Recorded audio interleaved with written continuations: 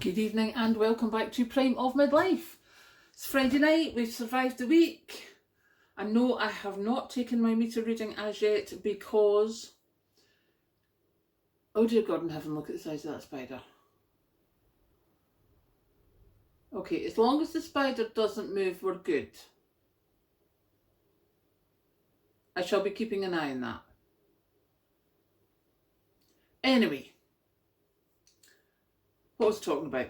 Yes, I have not taken my meter readings yet because my dishwasher and my tumble dryer are on just now, and I have a load in the washing machine ready to go into the tumble dryer when this one's finished. I'm going to be the queen of tumble drying until later tonight.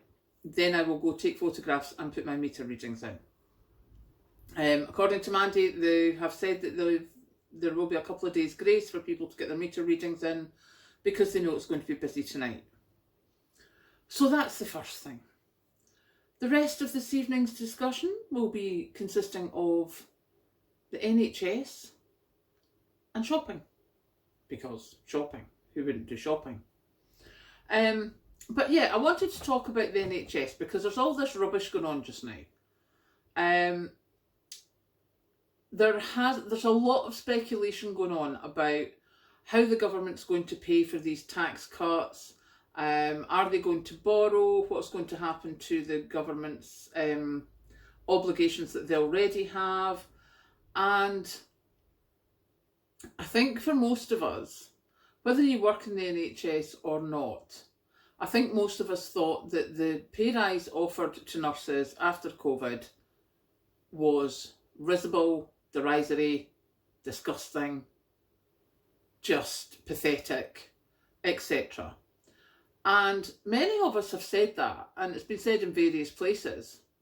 But it seems to be that this could be another thing, that when they have to reduce costs within the government, it will be the bloated NHS that gets hit, and the nurses, etc., and porters, etc., will get told that they don't have money for a pay rise. I don't believe that for a second. I think if they took half the middle management out, that would make a difference. I think if they stopped doing a lot of unnecessary things, that would make a difference. Like all these targets, there is no need for the NHS to be meeting targets. The NHS is there to fix people. That's what it's there to do. It's not there to jump through hoops for some government quango that is trying to justify its existence. The NHS is there to fix people. Unfortunately, the NHS is being run into the ground, and funnily enough, is that not why the water companies and the gas boards and everything were sold? Because the government didn't have enough money to invest in them to keep them going. Anybody else remember that? Yeah. Now, what's also happening is nurses, obviously, porters, etc. They're making more money working at Amazon or Tesco's for a lot less stress, a lot less guilt, a lot less hours, etc. A lot less, oh, so-and-so's not turned up, we can't get covered, can you stay? No, not anymore, they're not. They're not staying. So what's happening is the NHS is using a lot of bank staff. Now, this information I'm about to tell you comes from a member of the NHS who has been in the NHS and is a senior nurse and has been there for years. You know I will not give you information if I do not know where it's come from.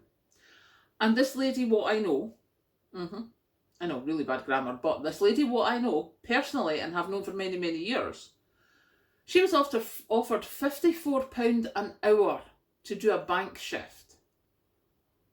Now, she's proper. She, nursing is her calling. That's what it is, and she refused.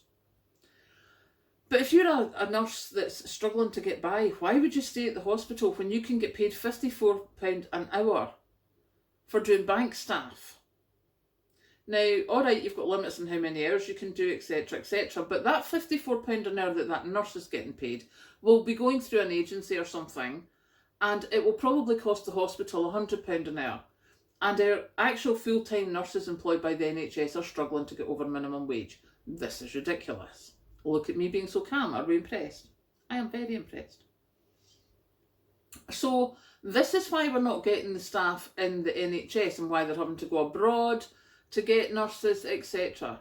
See if they would stop with all their quangos and their targets and their multiple paperwork and all that rubbish that justifies some middle management's job or some government department's job, there would be a lot more money left over for the nurses. And I have to say, if they say the nurses are not getting more than 2 or 3% this time round again, don't expect your NHS to survive.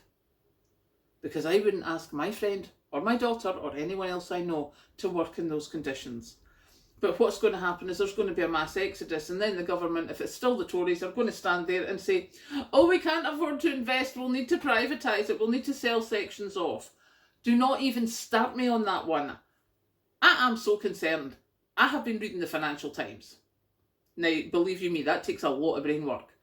But I have been reading the Financial Times. Have you seen the amount of worldwide companies that are now circling companies in the UK because they're so cheap to buy? All your investment companies, you know, the ones that buy them, asset strip them and then sell it on the assets and the company's finished. There are loads and loads. I know I don't have a specific figure, but loads anyway. It's not a small number. Investment firms are saying we're being asked to find UK companies so that worldwide bidders can buy them up. The Tories are going to love this. And they're going to say, oh, well, we have buyers for the NHS. Personally, I'm with get your grubby paws off my NHS. It is there to fix people, not to make a profit. It was never designed for profit making. And if it's not making a profit, take the quangos out. Take the targets out. It's there to fix people. It's a final line of defence. It's it was originally called, a safety net. And that's what it should stay. So there you go. So that's my NHS. No happy about that at all.